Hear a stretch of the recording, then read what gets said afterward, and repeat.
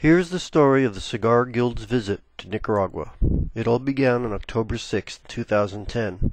A group consisting of 8 men landed in Managua and made their way to the city of Esteli.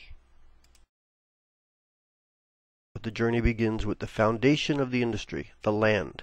Rich volcanic soils encourage growth of many varieties of tobacco. It is a dark and heavy soil that generates lush fields and dense growth.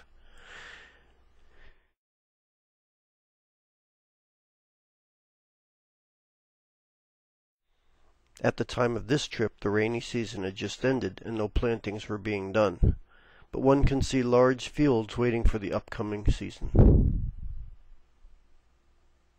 Of course, having the rainy season just end, not everything was perfect.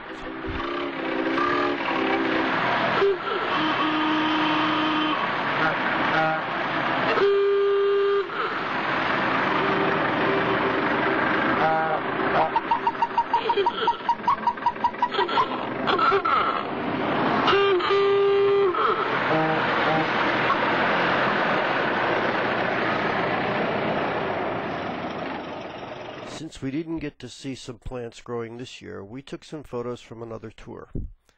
This is a large number of seeds and the planting tubes where they'll be germinating. Once they grow, the weakest ones are pinched off, leaving only the strongest to survive. Eventually they'll reach a size that can be hand replanted from these tubes into the fields, where they're watered from underneath to prevent spotting, mold, and other fungus from growing on the plants. These are still very young plants. Upon reaching full growth, they can be anywhere from 5 to 7 feet tall. Upon maturing, the leaves are removed in pairs and gathered into hands that are tied by the stems and hung on long poles inside barns to begin the curing process. Once the leaves have completely lost their green and yellow color and have evened into a consistent tan or brown, they're removed from the barns and transported to the warehouses where aging and curing continues. The tobacco is now placed in large stacks where still moist leaves will begin to ferment.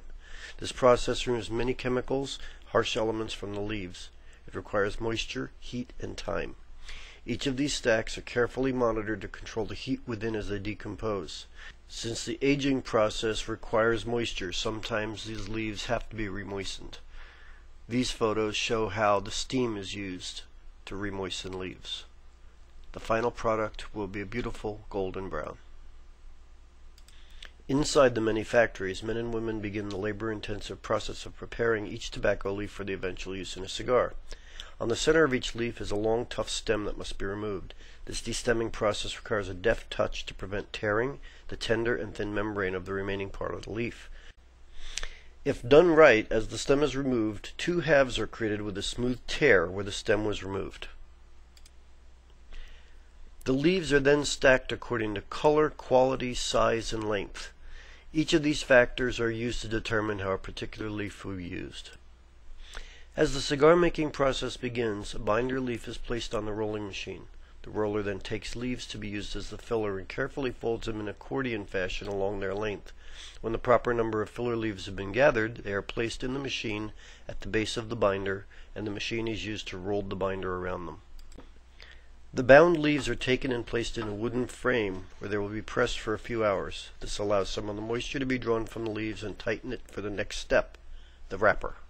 The wrapper leaf is very thin and requires a delicate touch. The binder and filler are placed on the wrapper leaf and gently rolled and glued into place.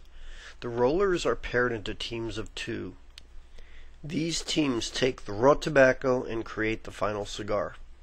The newest employees and least skilled rollers are placed at the back of the room. As they gain skill and become more proficient, they advance toward the front.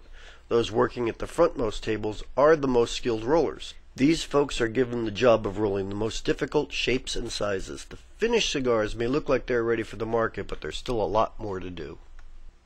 Cigars are then tested to assure that the draw of each is acceptable. It must fall within a specific range of air pressure to pass this step. Rollers who show a poor trend are then trained further. Quality control is taken very seriously. Every cigar is inspected numerous times, and once it reaches this stage, it's checked for appearance, feel, color, size, and overall quality. To help them appreciate this work much more deeply, the guild members got a chance to go to rolling school. This is where the actual factory workers get their start. Each person got a chance to work with the binder and filler, and had further opportunities to wrap some of the cigars. It was fun, but I doubt any of the guild members will qualify as rollers anytime soon. Let's return to the newly rolled and inspected cigars. Once they've passed these inspections, they're bundled and placed in a special room which will allow them to age and dry out. When the cigar is first rolled, it has a great deal of moisture in the leaves, and this moisture can begin additional decomposition. That'll generate a bad taste as chemicals and other harsh things come out of the tobacco. The drying process allows that to end and gives the newly rolled cigar a chance to mature. Now let's look at the box making process. Just like any millwork, it all begins with stacks of lumber. Cedar, plywood, and other products are used to create the boxes with which we are so familiar. One can see that OSHA regulations do not exist in Nicaragua. These powerful tools, such as bandsaws, belt sanders, and even chainsaws, have no protective shields or guards. Workers have to be very attentive to what is being done. Of course, every once in a while, a crazy gringo grabs a saw and starts to work too. Look out while Matt wields that chainsaw. Once the tool goes back to its rightful owner, work continues. Stacks of newly made boxes are ready for transport, and samples of some of the many boxes are proudly displayed. Returning to the cigar factory, we see our employees placing labels and cellophane wrappers on the product. Using rigs created solely for this purpose and marks as a guide, the labels are uniformly placed on each cigar. The finished products may be wrapped in cellophane, bundled, or boxed depending upon their final destination for that particular group.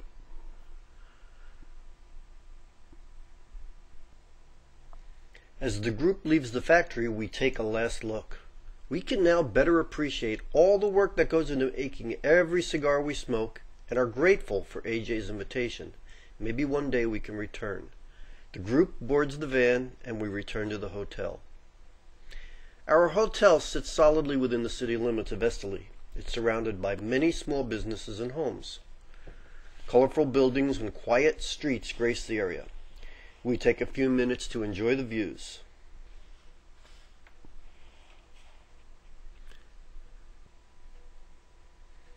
Gathering for a few group photos, we see guild members, Matt and Alex from the CI family, Nestor Placentia, Arthur Payton, who captured most of these photographs, and our most gracious host, AJ Fernandez.